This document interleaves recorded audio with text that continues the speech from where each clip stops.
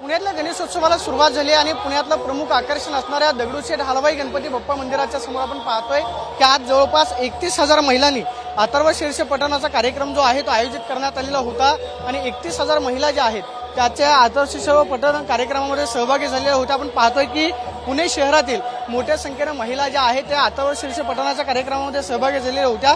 दरवर्षी खरं तर दगडूशेठ हलवाई गणपती मंदिराच्या समोर हा अथर्व शीर्ष पठणाचा कार्यक्रम जो आहे तो आयोजित केला जातो आणि या निमित्तानं सगळ्या महिला ज्या आहेत त्या गणपती बाप्पाची सेवा करता यावी या हेतूनच पहाटे सकाळी 6 वाजता जमा होताना आपण पाहतोय की ही संपूर्ण शिवाजी रस्त्यावरती मोठी गर्दी जी आहे ती आपल्याला पाहायला मिळते। हा संपूर्ण रस्ता खरं तर आता पुणे पोलिसांकडून वाहतुकीसाठी बंद केलेला आहे, कारण जवळपास 10 दिवस लाखो संख्येनं गणेश भक्त जे आहेत त्या संपूर्ण मंदिर परिसरामध्ये येत असतात आणि आपण पाहतोय की महिलांची संख्या मोठ्या प्रमाणावरती आहे। त्यामुळे आज अथर्व शीर्ष पठणाच्या कार्यक्रमाच्या निमित्तानं त्या जवळपास 31,000 महिला ज्या आहेत त्या एकत्रित आलेल्या होत्या।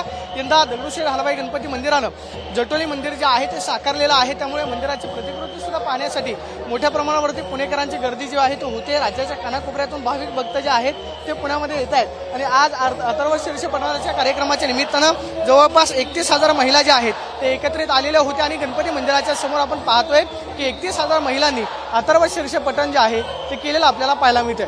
Camera person Abhijit Kishore, Pradeep Kapse, TV9 Marathi, Pune.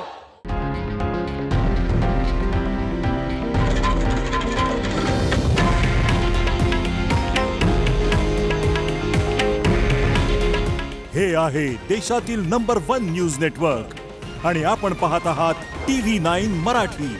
काळजी तुमची, हित महाराष्ट्राचं।